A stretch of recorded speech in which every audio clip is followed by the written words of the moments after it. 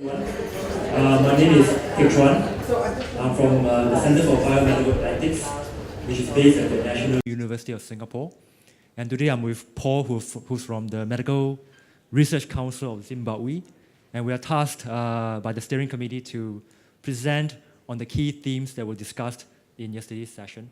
So I will begin by providing a very broad overview, and I think Paul will come in with some details, particularly on the points of disagreement we have. Right? So if you don't mind, I'm just going to read off my printed pages. So one theme of this particular global forum is really pushing for a culture of inclusion, right, for pregnant women in research.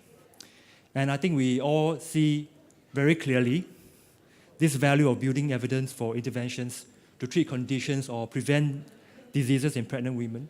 And this will include women in the pre-pregnancy stages, labor, or post-pregnancy, right? So I think a key theme yesterday was that promoting a culture of inclusion will benefit both pregnant women and or the child to be born. And if I may add, also the larger family and society. So I think it should be a truism in many situations that healthy mothers and healthy children is probably a factor for healthy family functioning. And I think we also seem to all agree that it is a matter of justice to promote research with pregnant women, and there may even be a case that not doing more research with this group will actually constitute a harm to pregnant women. Now, even if we advocate for a culture of inclusion, rather than exclusion as is currently the case in most countries, I think we recognized certain barriers, right? So another theme of our discussion yesterday is sort of mapping out various barriers against research with pregnant women. And I categorize them as conceptual barriers, legal and regulatory barriers, and cultural barriers. So to begin with conceptual barriers, I think with this traditional regard in regulatory research ethics settings of pregnant women as vulnerable. And we have discussed the need to move away from regarding them as vulnerable, at least in the cognitive sense. So pregnancy in itself does not make women unable to understand and weigh information and make decisions. Now, although from the cases that were presented yesterday, I think we also learned that pregnant women in certain social settings may be vulnerable in another sense. For example, differential. Okay, they might have the capacity to consent, but they may have to defer to their family members on their preference on whether or not to participate in research. So I'll leave Paul to expand on this, but I think our discussion yesterday sort of mirrors the bioethics literature on vulnerability, where we move away from labeling certain groups as vulnerable. That group is vulnerable, that group is not vulnerable, to focus on evaluating research with pregnant women from the lens of giving special scrutiny to this group. So we want to subject research with pregnant women to more intensive ethical review and to consider how to strengthen or provide more targeted forms of protection for different kinds of pregnant women. So pregnant women who are well, pregnant women who are ill, and it just occurred to me yesterday that, and this is just food for thought, surrogate pregnant women. So I'm not sure about this, but shouldn't there be some form of research, if it doesn't really exist, health research on women who are carrying a baby for other people? And if so, how should they be protected? So anyway, I think we discussed various strategies for consent, such as for those in labor and in pain and in distress. And I think there's a call from Doug for more empirical social science studies to examine how to improve quality of consent for research with pregnant women. So the second barrier to research is with pregnant women is legal or regulatory. And one legal barrier is enrolling pregnant minors who are under the age of marriage, right? So while it may be good for them and for science and health to include them in a study, it is unclear how do we ensure their appropriate consent given their still dependent status. And even if consent may be taken from parents, there are particular circumstances, such as living with the husband's family far away from the parents, may prove practically prohibitive for research. Now, on a matter of regulatory barriers, this may be divided into misperceptions when IRBs, for example, misinterpret regulations on research on pregnant women as presuming exclusion rather than inclusion with certain conditions satisfied. So there's also uncertainty on regulatory concepts such as minimal risk. Okay, I think we discussed it in our group, I'm not sure about the rest, whether or not it should be anchored to the general health population, this concept of minimal risk, or whether it should be relativized to the proposed group of pregnant women for study. And if we assume that the unborn child is a research subject, then how then should we assess or know the daily risk of these children in the womb, right? How then do we know whether this particular study is minimal risk for them or not? Now, in addition, in terms of regulatory barriers, gatekeepers to research, such as IRB, generally take a better to be safe than sorry approach, and that is to minimize risk for the institution, for funders, or to prevent public backlash for research in general by excluding pregnant women or setting a very high bar of protections that actually hinder research.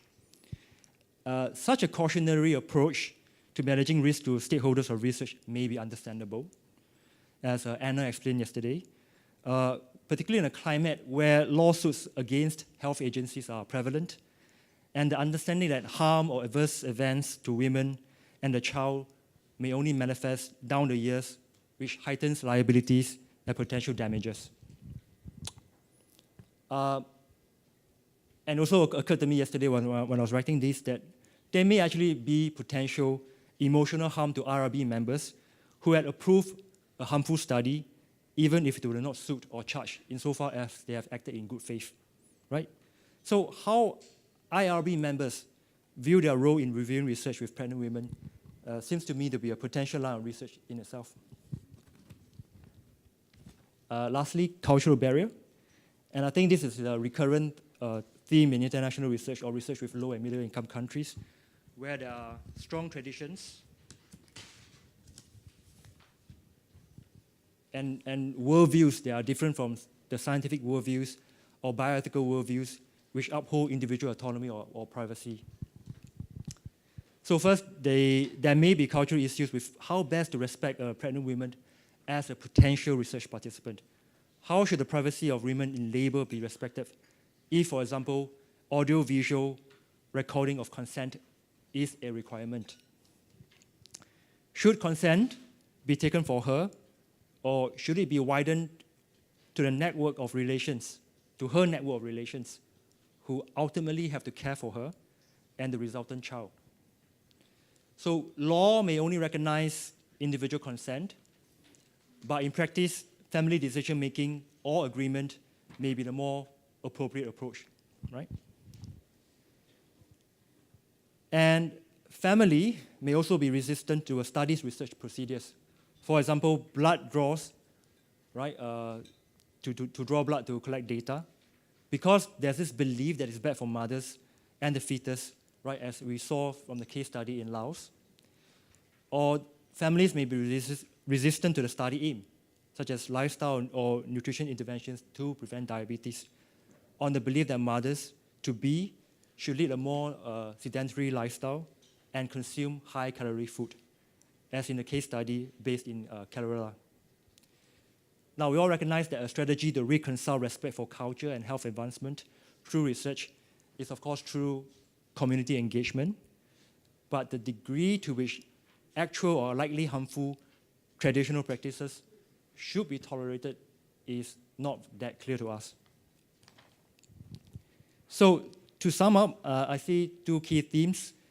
We need to shift to a culture of inclusion for research with pregnant women, and we need to recognize the various barriers and come up with various different or innovative strategies to overcome these challenges.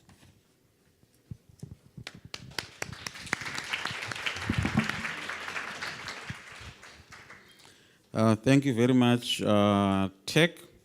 So he has actually spoken everything that was on my mind.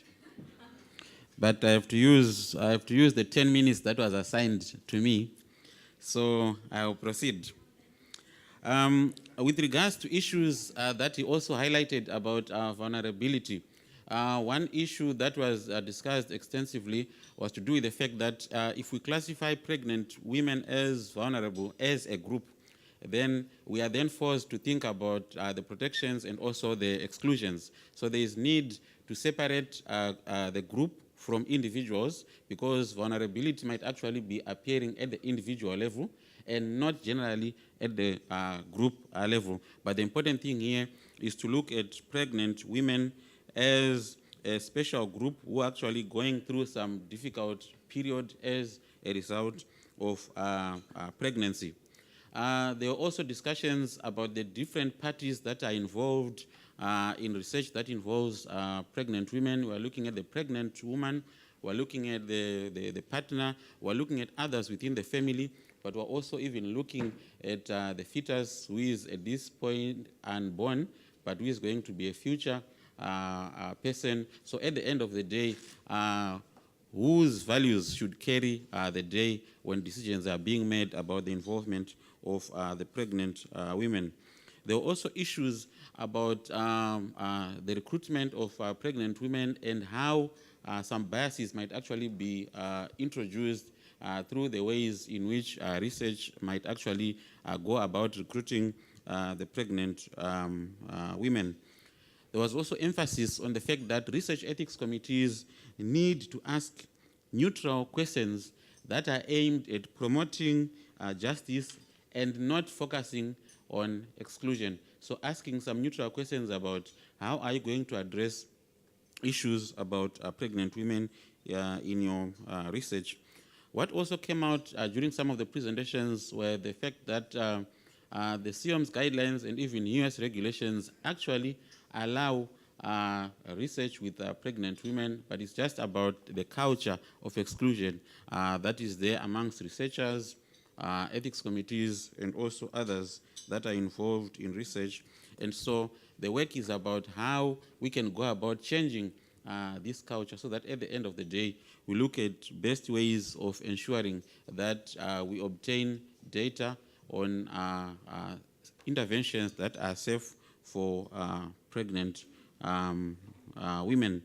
With a lot of cultural issues that came out, there was emphasis that researchers actually need to understand the cultural practices, including values, so that they take steps in their researches to address these in a positive way. There was emphasis on respect for culture and also the need to conduct social science research that is aimed at understanding some of those cultural practices and also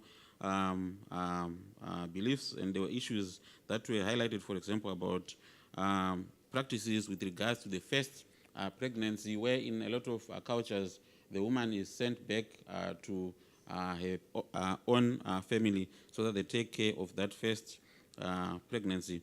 There was, of course, one very, very important recommendation about writing what could be a paper or other products that are aimed at various stakeholders addressing issues about the failure to include women in research and what it means for the women in general, pregnant women, and also the fetuses and also child development after birth. So in terms of summing up, it becomes obvious that exclusion is actually an easy way out for a lot of the parties that are involved in research. It could be the researchers, but it could also be the research ethics committees because of fears around blame. So the idea is just avoid including pregnant women as a way of staying safe, erring on the side of caution. But more importantly, there is need to find ways of including pregnant women safely so that data is generated on a lot of these interventions, including even treatments that can be used safely by pregnant women. With regards to consent, one theme that is emerging is the fact that even as researchers have to try and find ways of providing information to the pregnant women, they also have to find ways of providing that information in such a way that it is going to be understood. So it's not just about the informed consent form, but it's about finding ways of passing on that information in simple ways that ensure that the trial participants end up understanding what are the implications of participation on them as women and also on the unborn fetuses. So at the end of the day, it's about working on efforts that are aimed at creating an environment that is conducive for research that includes pregnant women. I'll stop here and hand over to Teck for a few announcements. Right, so a couple of announcements here. First, if you could tweet more about today's event at GFBR 2016, please do so to encourage our social media presence and get more people to know about our event. Secondly, about posters. For those who have posters up there, I think they should be there about 12 during lunch, right? 10. During lunch itself, to be present to answer any questions regarding the posters. For those who are leaving tonight and who need to actually know about the airport transfers, like me, I still have no clue of how I'm going to travel to the airport, please approach Kirsty Eaton. She'll be the one who could inform you about the airport transfers from here to the airport. And there will be a photo session at 10 a.m. today. Is it for all of us? Yes. So I think after the case studies, right? And last but not least, can I remind all of you that we have fellowships that could be hosted at various institutions. If you could just look at page 71 and to 72 of your booklet, you'll find that this list of institutions that would be happy to host you as GFBR fellows, including my institution, the National University of Singapore. So that's all. Thank you.